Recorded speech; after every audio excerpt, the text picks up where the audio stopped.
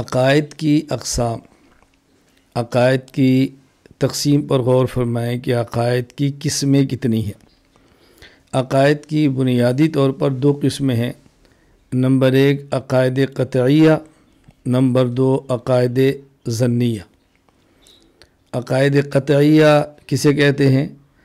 عقائد قطعیہ وہ عقائد جن کی بنیاد پر ایمان اور کفر کا فیصلہ ہو، جنہیں ماننے والے مسلمان مومن اور نہ ماننے والے کافر شمار ہوں، اور ان عقائد قطعیات کو ضروریات دین بھی کہا جاتا ہے۔ عقائد ظنیہ وہ عقائد جن کی بنیاد پر اہل سنت والجماعت اور اہل البدعت کا فیصلہ ہو، یعنی جنہیں ماننے والے اہل سنت والجماعت اور نہ ماننے والے اہل بدعت ہوں، انہی ضروریات اہل سنت والجماعت بھی کہتے ہیں۔ تو یہ بات اچھی طرح سمجھ لیں کہ عقائد کی دو قسمیں ہیں۔ نمبر 1 عقائد قطعیہ، نمبر 2 عقائد ظنیہ۔ ہمیشہ عقیدے میں فساد کی وجہ سے کسی کو کافر نہیں کہنا۔ یہ دیکھنا ہے کہ جس عقیدے میں فساد ہے وہ عقیدہ کس درجے کا ہے۔ اگر عقیدہ درجہ قطعیت کا ہے تو اس فساد کو کفر کہنا ہے، عقیدہ درجہ ظنیت کا ہے تو اس فساد کو بدعت کہنا ہے۔ تو ایک ہے عقیدہ قطعیہ اور ایک عقیدہ ظنیہ۔ عقائد قطعیہ کی بنیاد پر ہم کہیں گے فلاں عقائد کو مانتا ہے تو مسلمان ہے، فلاں عقائد کو نہیں مانتا تو کافر ہے۔ عقائد ظنیہ کی بنیاد پر کہیں گے فلاں شخص ان عقائد کو مانتا ہے تو اہل سنت والجماعت ہے، اور فلاں شخص ان عقائد کو نہیں مانتا تو اہل البدع والضلالہ ہے۔ یہ بات اچھی طرح ذہن نشین فرما لیں۔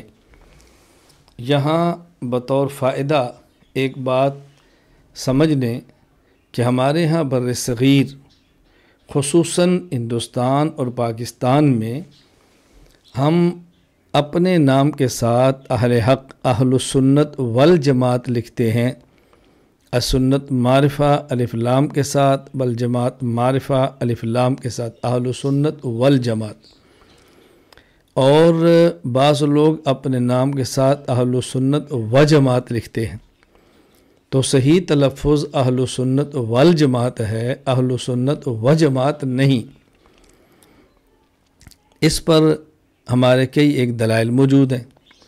مثلا قرآن کریم میں یہ آیت یوم تبیض وجوہ وتسود وجوہ جب نازل ہوئی تو رسول اکرم صلی اللہ علیہ وسلم نے پوچھا کہ یا رسول اللہ اس سے کون لوگ مراد ہیں کہ بعض جن کے چہرے سفید ہوں گے اور بعض چہرے قیامت کے دن جن کے چہرے سیاہ ہوں گے؟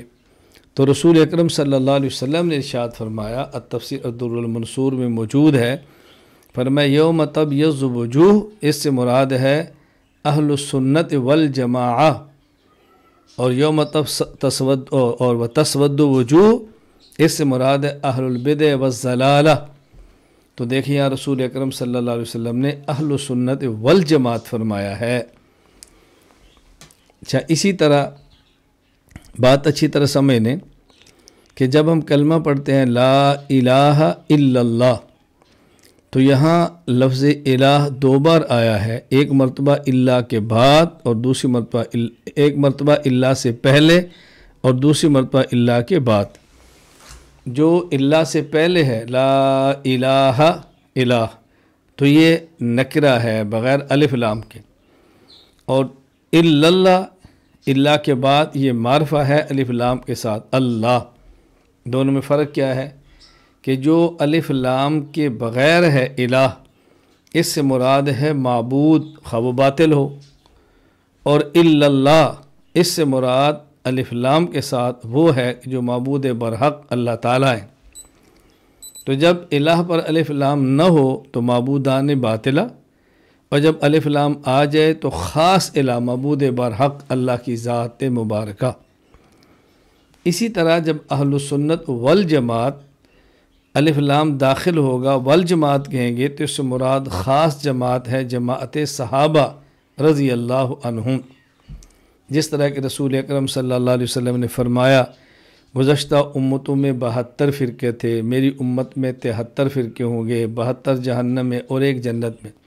صحابہ کرام نے پوچھا کہ یا رسول اللہ وہ جنت میں جانے والا کون سا فرقہ ہے؟ تو آپ صلی اللہ علیہ وسلم نے ارشاد فرمایا ما انا علیہ و اصحابی، جو ما انا علیہ دین مجھ سے لیتا ہے لیکن تشریح میرے صحابہ سے لیتا ہے۔ اب دیکھ وہ صحابی رسول اللہ صلی اللہ علیہ وسلم نے صحابہ کی نسبت اپنی طرف فرمائی ہے، یعنی خاص جماعت صحابہ۔ تو ہم اہل حق چونکہ رسول اکرم صلی اللہ علیہ وسلم کی سنت کی تشریح وہی لیتے ہیں جس عمل مبارک کو صحابہ کرام لے کر چلے ہوں، اس لیے کہتے ہیں والجماعت، خاص جماعت صحابہ۔ اور جن لوگوں نے کسی بھی جماعت کے عمل کو سنت کہہ دینا ہے اور بدعات کو بھی خدا نہ کرے شریعت کہہ دینا ہے تو وہ پھر والجماعت کی بجائے واجماعت کہہ دیتے ہیں، یعنی عام جماعت کوئی بھی ہو۔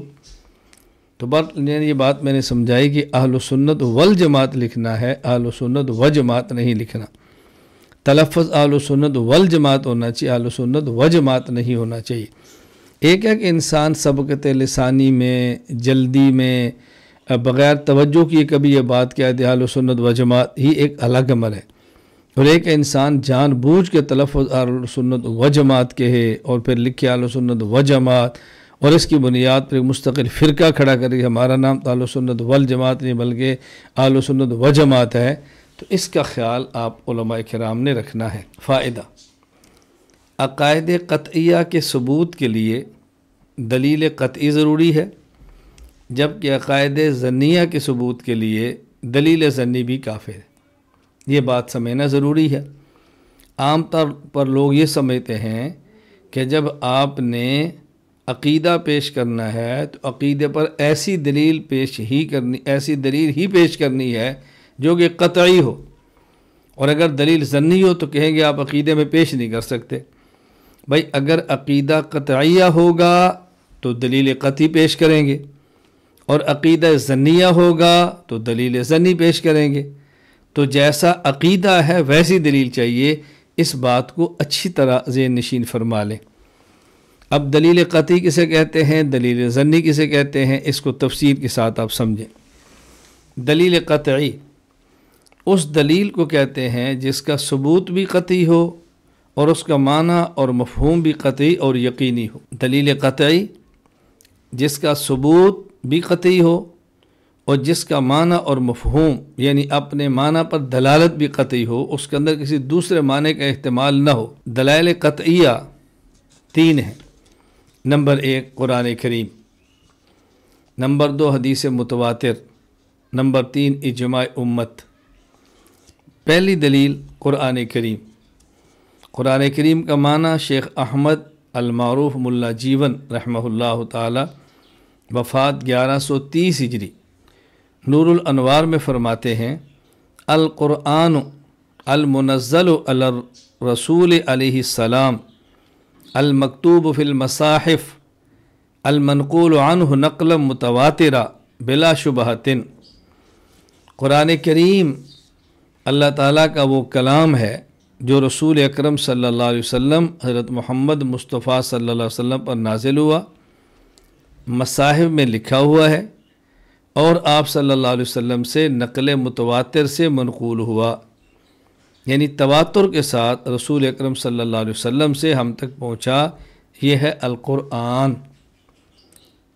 اچھی طرح واضح نشین فرما لیں، اگر اللہ تعالیٰ کا کوئی کلام رسول اللہ صلی اللہ علیہ وسلم کے علاوہ گزشتہ رسولوں میں سے کسی پر نازل ہوا، اللہ کا کلام تو ہے لیکن اس کو قرآن نہیں کہتے۔ اگر آج کوئی شخص دعویٰ کرے کہ جی فلاں قرآن ہے لیکن موجودہ جو مصاحف اس میں لکھا ہوا نہیں، اس کو بھی قرآن نہیں کہتے۔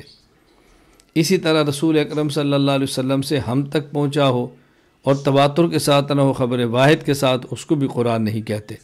تو قرآن کریم وہ ہے نمبر 1 حضرت محمد مصطفیٰ صلی اللہ علیہ وسلم پر نازل ہوا ہو، نمبر 2 مصحف میں لکھا ہوا ہو، نمبر 3 رسول اکرم صلی اللہ علیہ وسلم سے لے کر ہم تک وہ تواتر کے ساتھ پہنچا ہو۔ مثال سورہ اخلاص، قل هو اللہ احد اللہ الصمد لم یلد ولم یولد ولم یکن لہ کفوا احد۔ اب دیکھو قل هو اللہ احد، یہ پورا کلام ثبوت کے اعتبار سے بھی قطعی ہے کہ اللہ تعالیٰ کے رسول اکرم صلی اللہ علیہ وسلم سے لے کر ہم تک تواتر کے ساتھ پہنچا ہے، اور اپنے مفہوم کے اعتبار سے بھی قطعی ہے۔ احد کا معنی واضح ہے ایک، اور صمد کا معنی واضح ہے، لم یلد کا معنی واضح ہے، لم یولد کا معنی واضح ہے۔ اس میں کوئی دوسرے معنی کا احتمال ہی نہیں کہ ہو سکتا ہے اولاد ہو سکتا ہے کوئی اللہ کا باپ ہو، ممکن ہی نہیں۔ عقائد قطعیہ کے اس بات کے لیے قرآن کریم کی وہ آیت دلیل قطعی کہلائے گی جس کی دلالت بھی اپنے معنی کے اعتبار سے قطعی ہو۔ ذہن نشین فرما لیں، اگر قرآن کریم کی آیت ہو لیکن اپنے مفہوم کے اعتبار سے ظنی ہو، یعنی اس آیت میں کئی معنی کا احتمال ہو، تو قطعی ثبوت ہوتی ہے، قطعی دلالت نہیں ہوتی۔ تو جب ہم قرآن کریم کی آیت کسی عقیدہ میں پیش کریں گے اور عقیدہ قطعی ہو، تو اس کے لیے ضروری ہے کہ جو نص پیش کی جا رہی ہے وہ ثبوت کے اعتبار سے تو قطعی ہے کہ قرآن کریم ہے، لیکن اپنے معنی کے اعتبار سے بھی قطعی ہو، دلالت کے اعتبار سے بھی قطعی ہو۔ ہمارا مد مقابل یا ہم جو عقیدہ پیش کر رہے ہیں اس آیت سے وہی معنی ثابت ہوتا ہو، کوئی اور مفہوم ثابت نہ ہوتا ہو۔ ایک مرتبہ ایک ایسے شخص کے ساتھ میری گفتگو ہوئی جو رسول اکرم صلی اللہ علیہ وسلم کی ذات مبارکہ کو نور کہہ رہے تھے۔ میں نے ان سے کہا کہ آپ کہتے ہیں رسول اکرم صلی اللہ علیہ وسلم نور ہیں، اس سے مراد کیا ہے؟ کیا آپ کی ذات نور ہے اور آپ بشریت کے لبادہ میں آئے ہیں؟ جس طرح جبرائیل علیہ السلام نور تھے اور مریم کے پاس لبادہ بشریت میں آئے، فتمثل لہا بشرا سویا، اور یہ آپ کہتے ہیں نہیں آپ کی ذات بشر ہے اور آپ کی صفت نور ہے۔ تو انہوں نے کہا جی ہمارا عقیدہ ہے کہ رسول اکرم صلی اللہ علیہ وسلم کی ذات نور ہے اور بشریت کے لباس کے اندر آئے۔ یعنی پوچھا یہ عقیدہ قطعی ہے؟ جی قطعی ہے۔ کوئی شخص عقیدے کو نہ مانے تو کہا کافر ہے۔ میں نے کہا اچھا اب اس پر کچھ دلیل پیش کریں۔ تو انہیں دلیل پیش کی، قد جاءکم من اللہ نور و کتاب مبین۔ یہ دیکھیں قرآن کریم کی آیت ہے اور نور سے مراد رسول اللہ صلی اللہ علیہ وسلم کی ذات ہے۔ میں نے کہا دیکھیں یہ جو آپ نے آیت پیش کی ہے یہ بطور دلیل کہ آپ پیش نہیں کر سکتے اپنے عقیدہ پر۔ کیوں؟ قد جاءکم من اللہ نور، یہ نور کا لفظ قطعی و ثبوت ہے کہ رسول اللہ صلی اللہ علیہ وسلم سے لے کر ہم تک تواتر کے ساتھ پہنچا ہے۔ لیکن یہاں نور کا معنی کیا ہے؟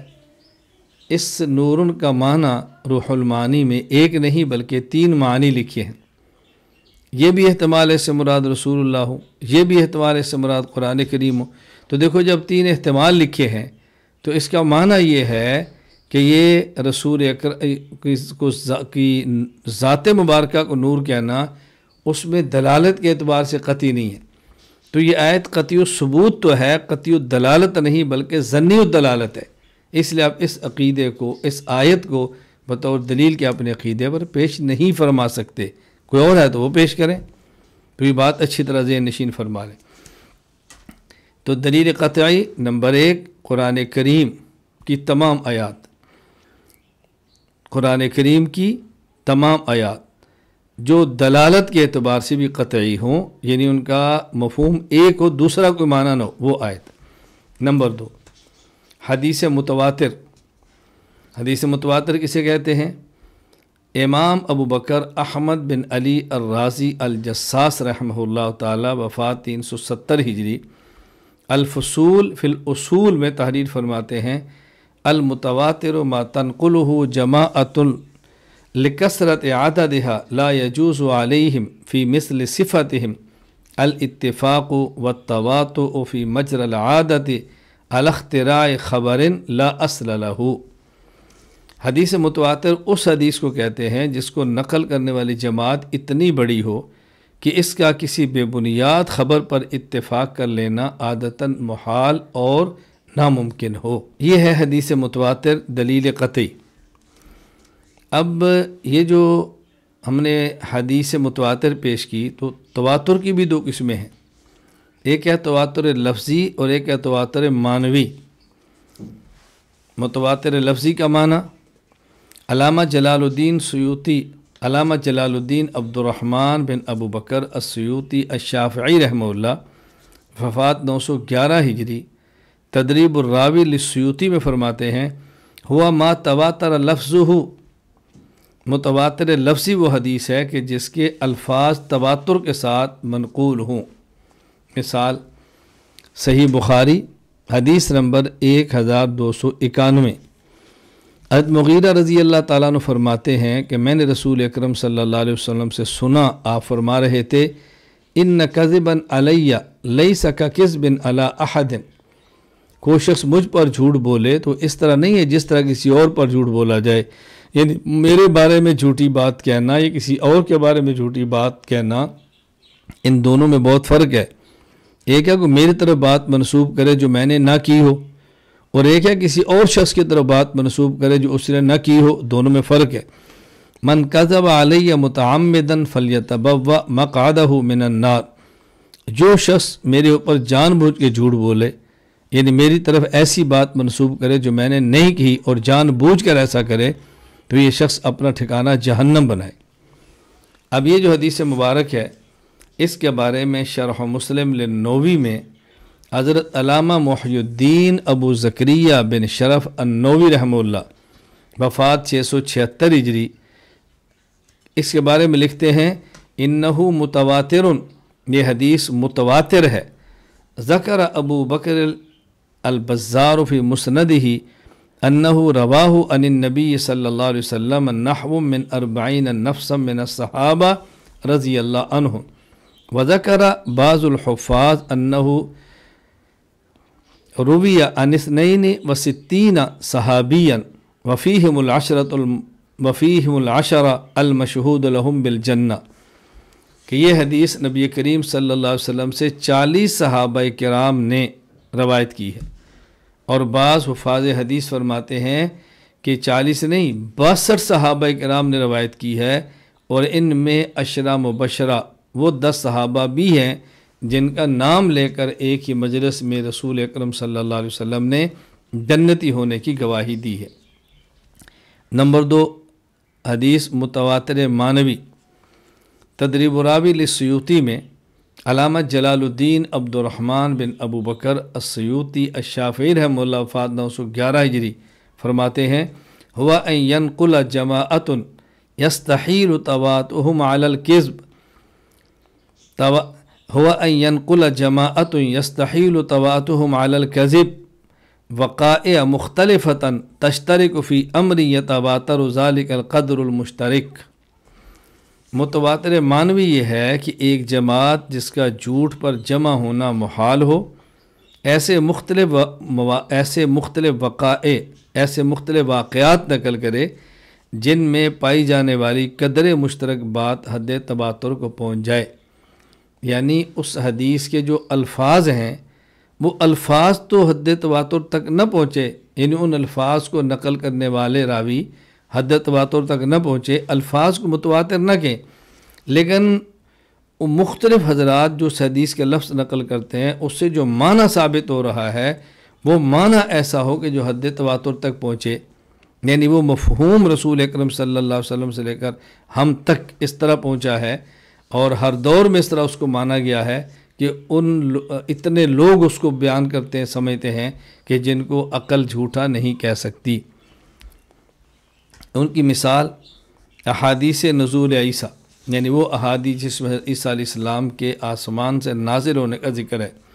امام ابو بکر احمد بن حسین بن علی بن موسیٰ البیہقی رحمہ اللہ، وفات 458 ہجری، کتاب الاسماء والصفات للبیہقی، اس کے اندر باب قول اللہ عز وجل انی متوفی کا کتاب فرماتے ہیں حضرت ابو ہریرہ رضی اللہ تعالیٰ عنہ نے فرمایا کہ رسول اللہ صلی اللہ علیہ وسلم نے فرمایا کیف انتم اذا نزل ابن مریم من السماء فیکم و امامکم منکم، اللہ اکبر، تمہاری خوشی کا اس وقت کیا عالم ہوگا جب حضرت عیسیٰ بن مریم آسمان سے نازل ہوں گے اور تمہارے درمیان آئیں گے اور تمہارا امام تم میں سے ہوگا، یعنی امامت حضرت امام مہدی کریں گے جو تم میں سے ہوں گے، یعنی امتی ہوں گے، نبی نہیں ہوں گے۔ تو حضرت عیسیٰ علیہ السلام نازل ہوں گے اور تمہارا امام تم میں سے ہوگا، یعنی تم ایسے امام کی اقتداء کرو گے جو پہلے سے تمہارے اندر ہوگا، حضرت امام مہدی۔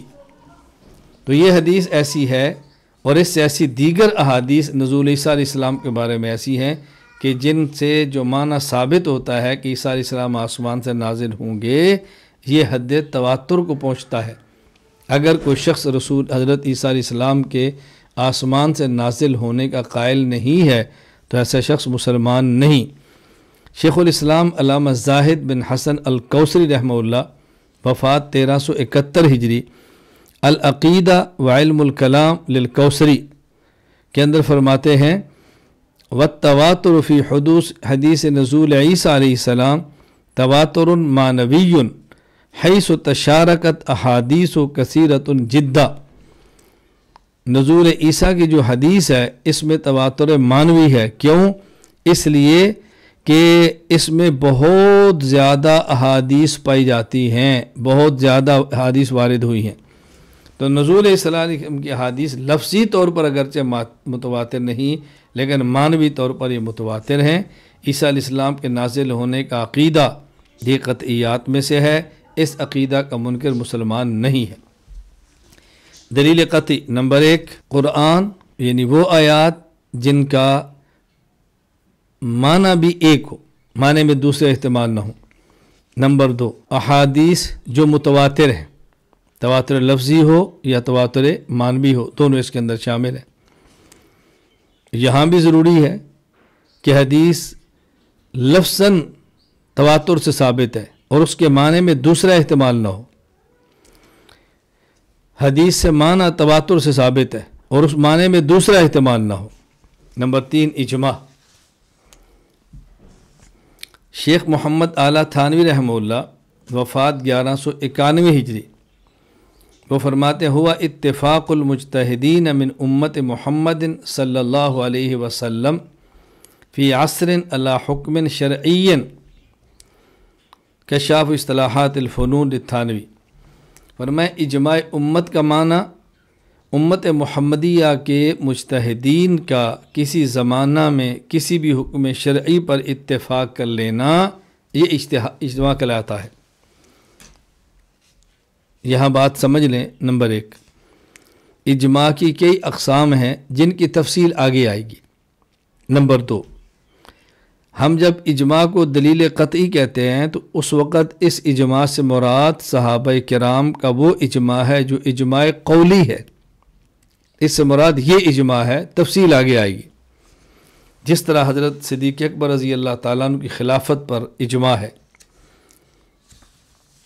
ملا جیون رحمہ اللہ تعالیٰ نور انوار میں فرماتے ہیں وَمِنْهُ الْإِجْمَاعُ عَلَى خِلَافَةِ ابی بکر رضی اللہ تعالیٰ عنہ۔ تو میں نے دلیل قطعی کی 3 قسمیں بتائی ہیں۔ نمبر 1 قرآن کریم، نمبر 2 حدیث متواتر، اور نمبر 3 اجماع، اور اجماع سے مراد بھی اجماع صحابہ جو کہ قولی ہو۔ یہ بات اچھی طرح ذہن نشین فرما لیں۔ دیکھیں، قرآن کریم کا انکار کرنا یہ کفر ہے، اچھی طرح بات سمجھ لیں۔ لیکن قرآن سے ثابت عقیدے کا انکار کفر تب ہوگا کہ جب وہ ایسی آیت سے ثابت ہو جس آیت کا ثبوت بھی قطعی ہے، وہ تو ہے، تمام آیات کا ثبوت قطعی ہے۔ نمبر 2، اس آیت کی اپنے معنی پر دلالت بھی قطعی ہے، دوسرے معنی کا احتمال نہ ہو۔ میں یہ بات اس لیے واضح کر رہا ہوں کسی کو یہ غلط فہمی نہ ہو کہ بعض آیات کے انکار تو کفر ہے اور بعض آیات کے انکار کفر نہیں ہے، چونکہ ساری آیات قطعی نہیں، ثبوت کے اعتبار سے ساری ہی قطعی ہیں۔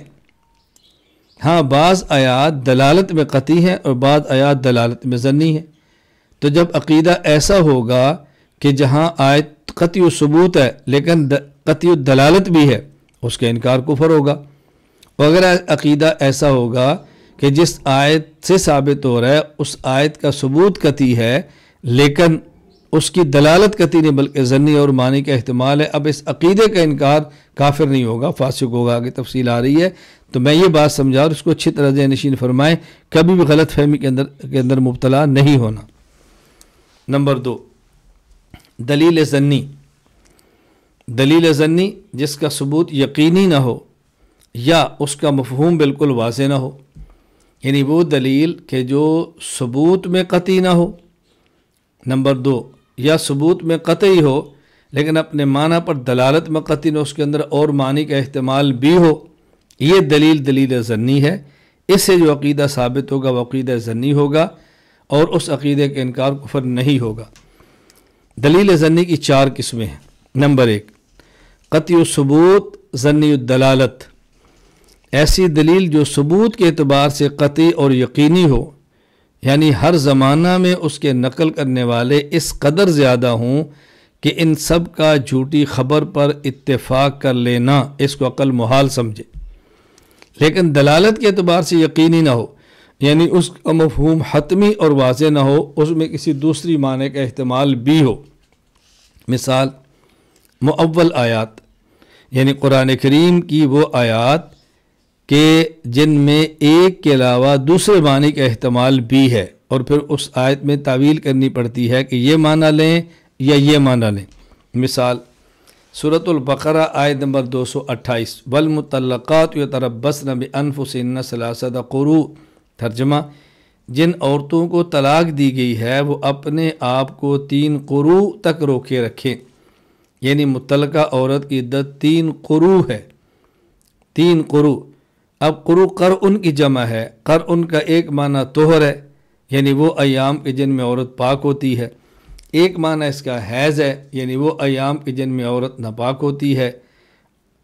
اب یہاں کون سا معنی لیں؟ چونکہ قرء کے معنی میں 2 احتمال ہیں، اس لیے ہم کہیں گے یہ آیت قطعی الثبوت ہے لیکن قطعی الدلالت نہیں بلکہ ظنی الدلالت ہے۔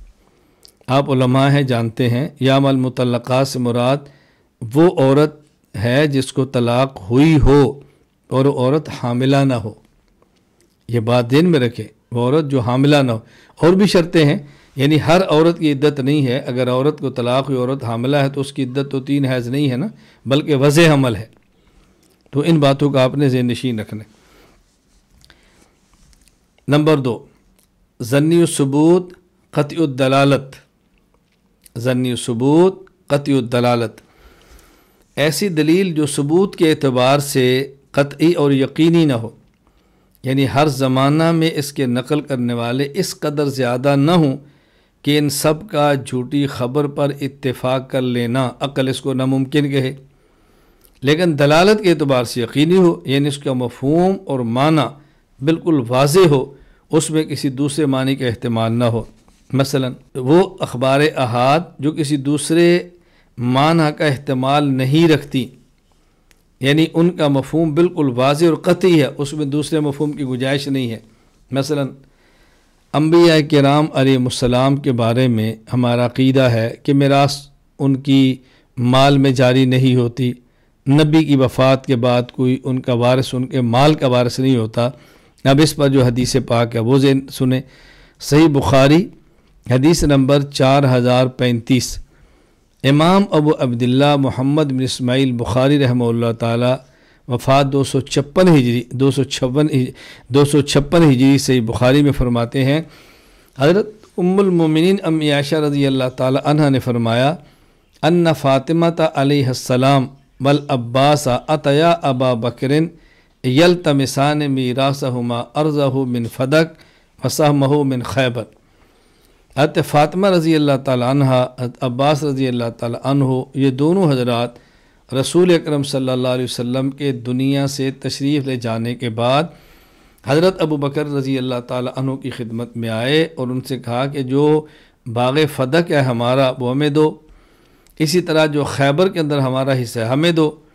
حضرت ابو بکر رضی اللہ عنہ نے فرمایا، میں نے رسول اللہ صلی اللہ علیہ وسلم سے خود سنا، آپ نے فرمایا لا نورث ما ترکنا صدقۃ، انما لا نورث ما ترکنا صدقۃ، کہ رسول اکرم صلی اللہ علیہ وسلم فرمایا کہ جو مال ہم نبی چھوڑ کر جاتے ہیں اس مال کا کوئی وارث نہیں ہوتا، آگے فرمایا انما یاکل آل محمد فی ھذا المال، ہاں اس مال میں سے آل محمد کھا سکتے ہیں، یعنی اس کے وارث نہیں ہوں گے لیکن استعمال وہ کر سکتے ہیں، کھا سکتے ہیں، پوری امت کا حق ہے، اس میں آل محمد بھی ہے، وہ بھی کھائیں، باقی امت کے افراد بھی کھائیں۔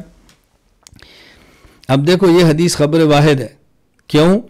اس لیے کہ اس کا ثبوت قطعی نہیں بلکہ ظنی ہے، یہ متواتر نہیں ہے، لیکن اس کی دلالت اپنے مفہوم پر قطعی ہے۔ اس کا ایک ہی معنی ہے کہ وراثت سے مراد وراثت مالیہ ہے۔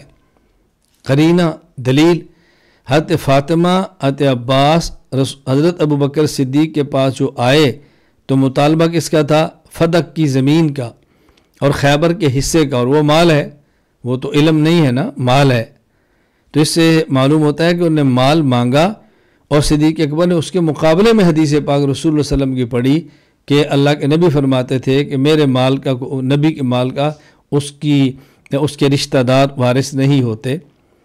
تو یہاں معنی بالکل واضح ہے اور دلالت کے اعتبار سے قطعی ہے، لیکن ثبوت کے اعتبار سے ظنی ہے کہ خبر واحد ہے، خبر متواتر نہیں۔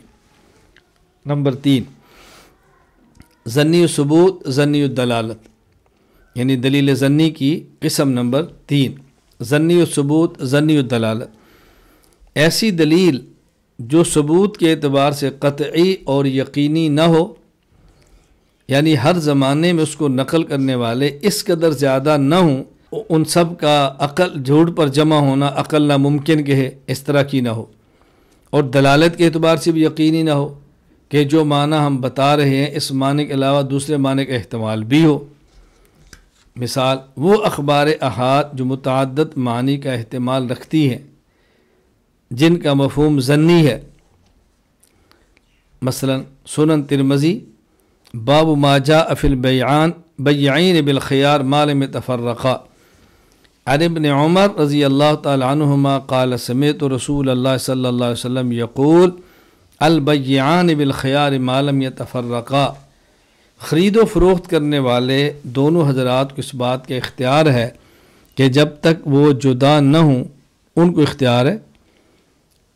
اب یہ دونوں جدا نہ ہوں، ما لم يتفرقا، اس کا مطلب کیا ہے؟ اس کا ایک معنی ما لم يتفرقا بالاقوال، ایک معنی ما لم يتفرقا بالابدان، یعنی وہ بات کہہ کر اپنی بات مکمل نہ کر چکے بھی ان کی بات جاری ہو، ایک معنی۔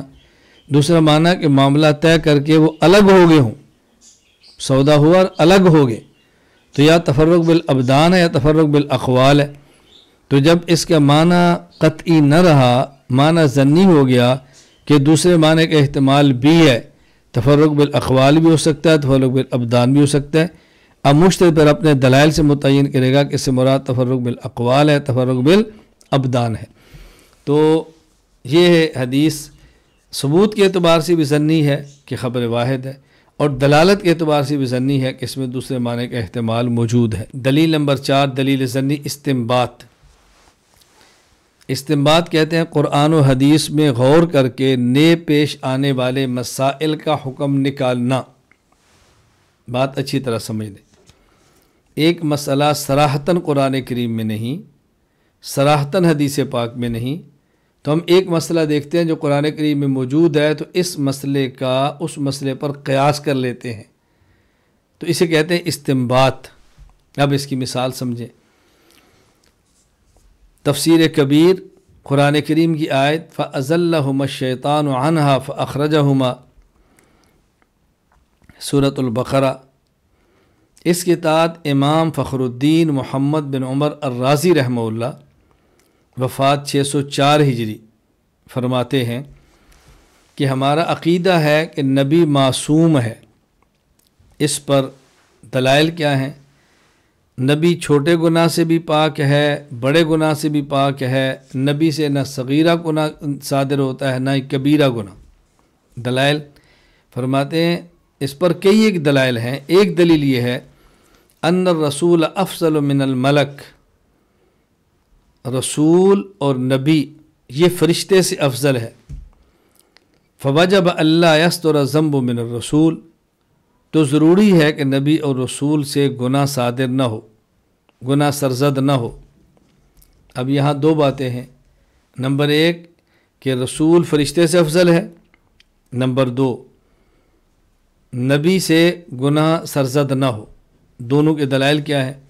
فرمایا یہ جو ہم نے کہا کہ نبی اور رسول فرشتے سے افضل ہے، اس کی دلیل ان اللہ اصطفیٰ آدم و نوح و آل ابراہیم و آل عمران علی العالمین، سورہ آل عمران آیت نمبر 33 میں ہے کہ اللہ تعالیٰ نے آدم کو، نوح کو، آل ابراہیم کو، آل عمران کو علی العالمین تمام جہانوں والوں پر منتخب فرمایا، تمام جہان والوں پر ترجیح دی۔ العالمین میں ملائکہ بھی ہیں، تو معلوم ہوا کہ نبی ملائکہ سے افضل ہیں۔ دوسری بات کہ جب نبی ملائکہ سے افضل ہے تو نبی اور رسول سے گناہ سرزد نہ ہو، یہ ہم کیوں کہتے ہیں؟ اس لیے کہ ملائکہ کے بارے میں قرآن کریم کہتا ہے لِأَنَّهُ تَعَالَى وَصَفَ الْمَلَائِكَةَ بِتَرْكِ الذَّنْبِ، اللہ تعالیٰ نے ملائکہ کی صفت بیان کی ہے کہ وہ گناہ نہیں کرتے۔ سورۃ الانبیاء آیت نمبر 27 لا يسبقونه بالقول، جو ان کو کہا جاتا ہے اس کی پابندی کرتے ہیں، اس سے آگے پیچھے نہیں کرتے۔ اسی طرح سورۃ التحریم آیت نمبر 6 لا یعصون اللہ ما امرهم ویفعلون ما یؤمرون، ملائکہ کو جو حکم دیا جائے اس کی نافرمانی نہیں کرتے بلکہ عمل کرتے ہیں۔ فلو صدرت المعصیۃ ان الرسول لم تنع کونہ افضل من الملک لقولہ تعالی، تو فرشتہ گناہ نہیں کرتا، نبی اس فرشتے سے افضل ہے، تو ضروری ہے کہ نبی بھی گناہ نہ کرے۔ جو مفضول ہے وہ نہیں کرتا تو جو افضل ہے وہ گناہ کیسے کرے گا؟ جب نبی اور رسول فرشتہ سے افضل ہے اور فرشتے سے گناہ سرزد نہیں ہوتا تو ضروری ہے کہ نبی سے بھی گناہ سرزد نہ ہو۔ اس لیے کہ اللہ تعالیٰ نے سورہ صاد آیت نمبر 28 میں فرمایا ام نجعل الذین آمنوا وعملوا الصالحات کالمفسدین فی الارض ام نجعل المتقین کالفجار، نیک لوگ اور فاسق اور فاجر برابر تھوڑے ہی ہو سکتے ہیں، یعنی نیک افضل ہوتا ہے، فاسق اور فاجر افضل نہیں ہوتا۔ تو فرشتہ اگر گناہ نہ کرے اور خدا نخواستہ نبی سے گناہ ہو تو فرشتہ نیک ہوا اور نبی فاسق ہوا، تو فاسق گناہ گار سے افضل کیسے ہوگا؟ تو جب نبی فرشتہ سے افضل ہے تو ضروری ہے کہ نبی سے گناہ سرزد نہ ہو۔ یہ دیکھو چونکہ استنباط ہے، اس لیے کہتے ہیں کہ انبیاء علیہ السلام کا گناہوں سے معصوم ہونا اور انبیاء علیہ السلام کا فرشتوں سے افضل ہونا، اب ہم اس عقیدے کو قطعی نہیں کہتے کہ جو اس کو نہ مانے وہ کافر ہوگا، ہم اس عقیدے کو ظنی کہتے ہیں کہ جو شخص اس عقیدہ کو نہ مانے وہ شخص فاسق ہوگا، مبتدع ہوگا اور وہ گمراہ ہوگا۔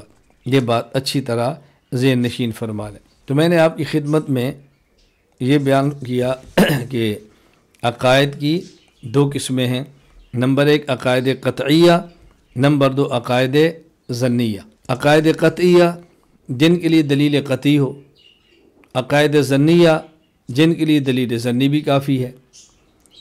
تو یہ بات آپ کو سمجھ آ گئی کہ ہر عقیدہ کے ثبوت کے لیے دلیل قطعی نہیں چاہیے، بلکہ دلیل عقیدہ کے مطابق ہوگی۔ عقیدہ قطعی ہے تو دلیل قطعی ہوگی، عقیدہ ظنی ہے تو دلیل ظنی ہوگی۔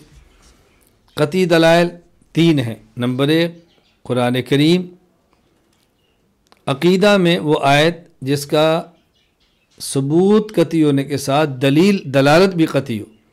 نمبر 2 حدیث متواتر، پھر حدیث متواتر کی 2 قسمیں، متواتر لفظی، متواتر معنوی۔ نمبر 3 اجماع، اور اجماع سے مراد صحابہ کرام کا اجماع قولی۔ یہ ہے دلائل قطعیہ۔ اور دلائل ظنیہ، اس کی 4 قسمیں میں نے آپ کی خدمت میں پیش کی۔ نمبر 1 قطعی الثبوت ظنی الدلالت، نمبر 2 ظنی الثبوت قطعی الدلالت، نمبر 3 ظنی الثبوت ظنی الدلالت، نمبر 4 استنباط۔ یہ ذہن نشین فرمائیں۔ اب ایک بات اور سمجھیں، اسلام کے بنیادی عقائد 3 ہیں۔ نمبر 1 اللہ تعالیٰ کی ذات، توحید باری تعالیٰ۔ نمبر 2 انبیاء علیہ السلام کی نبوت اور رسالت، انبیاء اور رسل کی نبوت اور رسالت۔ نمبر 3 قیامت اور آخرت۔ یہ بات اچھی طرح ذہن نشین فرما لیں کہ یہ عقائد عقلیہ ہیں، نقلیہ نہیں، یعنی ان عقائد کے یہ جو مثبت ہیں، ثابت کرنے والے دلائل ہیں، وہ عقلی ہیں، اور ان کی تائید کرنے والے مؤید دلائل وہ نقلی ہیں۔ یعنی ان دلائل، ان عقائد کی بنیاد وہ عقل ہے، عقل سے ثابت ہوتے ہیں، اگرچہ اس پر قرآن بھی ہے اور حدیث پاک بھی ہے۔ اس کی دلیل کیا ہے کہ یہ عقائد وہ ہیں کہ جن کے لیے دلائل عقلیہ مثبت ہیں، ثابت عقلی دلائل سے ہوتے ہیں، دلائل نقلیہ مؤید ہیں، اور بطور تائید کے ہم اس پہ دلیل نقلی کو پیش کرتے ہیں۔ پہلی بات یہ سمجھیں کہ رسول اکرم صلی اللہ علیہ وسلم نے جب اعلان نبوت فرمایا، اور اعلان نبوت کا مقصد اللہ تعالیٰ کی وحدانیت کا اعلان ہے، تو آپ اعلان توحید فرما رہے ہیں اور اعلان نبوت کے ساتھ ہو رہے، تو آپ نے کیا فرمایا؟ لبثت فیکم عمرا، میں تمہارے اندر عمر کا ایک طویل حصہ گزار چکا ہوں، یعنی 40 سال میں تمہارے اندر رہا ہوں۔ حل وجدتمونی صادقا ام کاذبا، تم نے مجھے کیسا پایا ہے؟ تو سب نے بیک زبان کہا جربناک غیر مرہ، ہم نے کئی بار آزمایا، ما وجدنا فیک الا صدقا، ہم نے ہمیشہ آپ کو سچا پایا، ہم نے ہمیشہ آپ کو سچا پایا۔ تو رسول اکرم صلی اللہ علیہ وسلم فرمایا قولوا لا الہ الا اللہ تفلحوا، تم پھر کلمہ پڑھو لا الہ الا اللہ، تم کامیاب ہو جاؤ گے۔ اب دیکھیں رسول اللہ صلی اللہ علیہ وسلم جب یہ عقیدہ توحید پیش کیا قولوا لا الہ الا اللہ، تو آپ نے اس عقیدہ کے لیے دلیل کے طور پہ عقلی بات پیش کی کہ میں 40 سال تک تمہارے اندر رہا ہوں، میں نے کبھی جھوٹ نہیں بولا۔ تو جو شخص 40 سال تک کبھی بھی اپنے ادنا مفاد کے لیے جھوٹ نہ بولے، وہ اچانک اتنی بڑی بات کے لیے جھوٹ کیسے بول سکتا ہے؟ دیکھیں نا، آپ کیا مہمان آتا ہے اور مہمان کی کوئی چیز گم ہو جاتی ہے، وہ آپ کے نوکر کے بارے میں کہہ دے کہ مجھے لگتا ہے کہ میری گھڑی اس نے چوری کی ہے، آپ کہیں گے نہیں، یہ نہیں ہو سکتا۔ کیوں؟ یہ نوکر وہ ہے کہ جو 40 سال سے ہمارے پاس ہے، 50 سال سے ہمارے پاس ہے، اس کا والد بھی ہمارے پاس رہا ہے، ہمارے گھر میں سونا ہے، چاندی ہے، پیسے ہیں، آج تک ایک پیسہ اس نے چوری نہیں کیا۔ یہ کیسے ہو سکتا ہے جس نے 50 سال تک کبھی چوری نہ کی ہو اور آج وہ گھڑی چوری کر لے؟ بھلا کر اس کو مانتی ہے؟ تو دیکھیں آپ عقل پیش کر رہے ہیں نا۔ اسی طرح پیغمبر اعلان توحید کرتے ہوئے اپنی نبوت پر بطور دلیل کے عقل کو پیش کرتے ہیں، کوئی نقل نہیں پیش کر رہے، قرآن نہیں پڑھ رہے۔ کیوں؟ اگر آپ قرآن کی آیت پیش کرتے کہ میرا اللہ نے میرے اوپر وحی نازل کیا، میرا اللہ فرما رہا ہے کہ میں ایک ہوں، میرے اللہ نے کہا میں تمہارا نبی اور رسول ہوں، تو ظاہر ہے ابھی تو وہ اللہ کے کلام کو کیسے مانیں گے؟ ماننے کے لیے تیار ہی نہیں۔ آپ کو نبی مانیں گے تو آپ سے اللہ کا کلام بھی مانیں گے نا۔ جب آپ کو نبی نہیں مانتے تو کلام کیسے اللہ کا مانیں گے؟ اللہ کا نبی مانیں گے تو آپ سے کی بات کو اللہ کا کلام سمجھیں، یا جو بات آپ فرمائیں میرے اللہ نے فرمایا تو سچا سمجھ کر سمجھے کہ واقعتاً اللہ نے فرمایا ہوگا۔ پہلے اپنی نبوت تو ثابت کریں۔ تو نبی اپنی نبوت کو جب ثابت کرتا ہے تو وہ دلیل عقلی پیش کرتا ہے، جس سے مخالف کو بات سمجھ آتی ہے کہ بات اس کی ٹھیک ہے۔ دیکھیں نا، قرآن کریم نازل ہوا اور رسول صلی اللہ علیہ وسلم فرما رہے قرآن اللہ کا کلام ہے، کہتے ہیں ہم نہیں مانتے، اللہ کا کلام ہے، کہتے ہیں بشر کا کلام ہے۔ تو رسول اکرم صلی اللہ علیہ وسلم دلیل میں کیا پیش فرما رہے ہیں؟ خود اللہ تعالیٰ جو ان کو دلیل دے رہے ہیں، عقلی دلیل دے رہے ہیں۔ اچھا، اگر یہ کلام اللہ کا کلام نہیں ہے تو تم جن و انس جمع ہو کر ایسا کلام لے آؤ۔ یہ بڑی عقلی سی بات ہے۔ جب سارے مل کر نہیں لا سکتے تو اس کا معنی کہ یہ کلام اللہ کا ہے۔ کیوں؟ اس لیے کہ بات اچھی طرح سمجھ لیں کہ یہ کام اللہ نے کیا ہے یا مخلوق نے کیا ہے۔ عقلی بات کیا ہوتی ہے؟ جو کام اللہ کے علاوہ کوئی اور کر سکے، یہ اس بات کی دلیل ہے کہ یہ کام بھی کسی اور نے کیا ہے، اور جو کام اللہ کے علاوہ کوئی اور نہ کر سکے، اس بات کی دلیل ہے کہ یہ کام بھی اللہ ہی نے کیا، کسی اور کا نہیں ہے۔ میں سمجھانے کے لیے مثال دیا کرتا ہوں۔ اب دیکھیں، میرا سر اب اس ایک سر جیسا 1 کروڑ بندہ جمع ہو جائے تو ایک سر نہیں بنا سکتا، اس کا معنی کہ یہ سر بھی اللہ نے بنایا، لیکن اس سر پہ پگڑی، اس ایک پگڑی جیسی 1 کروڑ پگڑی ایک بندہ بھی بنا سکتا ہے، اس کا معنی کہ یہ پگڑی بھی بندے نے بنائی ہے۔ میرے ہاتھ میں مثلا یہ گھڑی ہے، اب دیکھیں اس ہاتھ جیسا ہاتھ 1 کروڑ بندہ جمع ہو جائے تو نہیں بنا سکتا، لیکن اس ہاتھ پہ گھڑی، اس گھڑی جیسی 1 کروڑ گھڑی ایک بندہ بھی بنا سکتا ہے، تو اس کا معنی کہ یہ گھڑی بھی بندہ نے بنائی ہے۔ کتنی آسان سی بات ہے۔ تو بھائی اگر اس قرآن جیسا قرآن کوئی اور بنا سکتا ہے تو مان لیا جائے گا شاید یہ قرآن بھی کسی اور نے بنایا ہو، اور اگر اس قرآن جیسا ساری انسانیت مل کر بھی اور بلکہ جنات مل جائے تب بھی قرآن نہیں بنا سکتے تو ماننا پڑے گا یہ قرآن بھی کسی انسان نے نہیں بنایا، جنات نے نہیں بنایا، مخلوق نے نہیں بنایا، بلکہ خالق نے بنایا ہے، یہ اللہ کا کلام ہے۔ تو میں سمجھا رہا ہوں کہ یہ جو عقائد ہیں توحید اور نبوت اور قیامت یہ عقلی ہیں، ان کے دلائل عقلیہ مؤید مثبت ہیں اور دلائل نقلیہ اس کے لیے مؤید ہیں۔ اچھا دوسری دلیل دیکھیے، حضرت امام اعظم ابو حنیفہ نعمان بن ثابت رحمہ اللہ وفات 150 ہجری فرماتے ہیں، لو لم یبعث اللہ تعالی رسولا لوجب علی العقلاء بمعرفتہ بعقولہم، اگر اللہ تعالیٰ کوئی ایک نبی اور رسول نہ بھیجتے تب بھی اہل عقل پر لازم تھا اللہ کو پہچاننا، اللہ کی توحید کا قائل ہونا۔ اب دیکھو اگر یہ دلیلہ یہ عقیدہ نقلی ہی ہوتا تو نبی کا آنا ضروری ہوتا، نبی کے بغیر اس عقیدے پر ایمان لانا ضروری نہ ہوتا، تو جب پیغمبر کے آئے بغیر بھی اس پر ایمان لانا ضروری ہے تو معلوم ہو کہ یہ عقیدہ نقلی ہے، یہ عقیدہ عقلی ہے، یہ عقیدہ نقلی نہیں ہے۔ اچھی طرح بات سمجھ لیں، یعنی اگر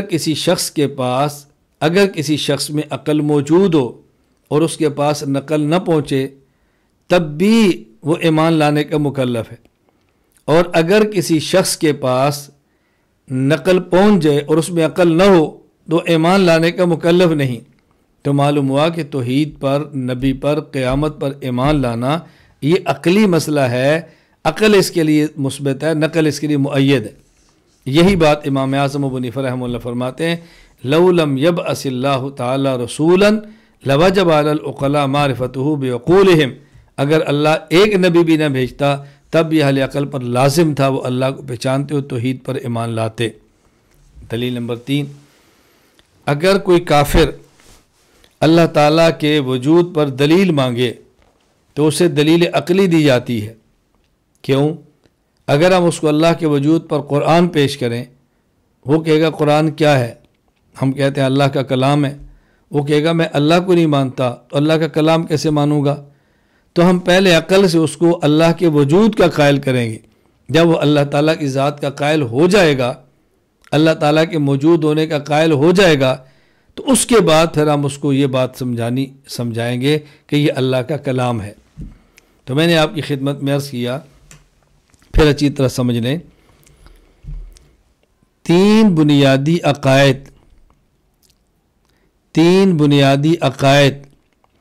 عقیدہ توحید، عقیدہ نبوت و رسالت اور عقیدہ قیامت و آخرت، یہ وہ عقائد ہیں جو عقلی ہیں، یعنی ان عقائد کے دلائل عقلیہ ہیں، البتہ دلائل نقلیہ ان کے لیے مؤید ہیں۔ تو یہ بنیادی عقائد ہیں کہ جن کے لیے دلائل عقلیہ مثبت ہیں اور دلائل نقلیہ مؤید ہیں۔ اس پر میں نے 3 دلیلیں پیش کی۔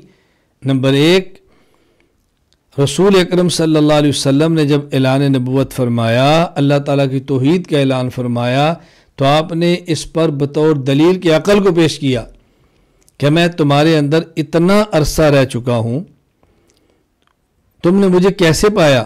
کہا جی سچا۔ تو جو شخص 40 سال تک کبھی جھوٹ نہ بولے، اچانک وہ جھوٹ بولے، کہ عقل اس کو مانتی ہے؟ نہیں مانتی۔ تو آپ نبوت کے اس بات پر دلیل عقل کو پیش فرما رہے ہیں۔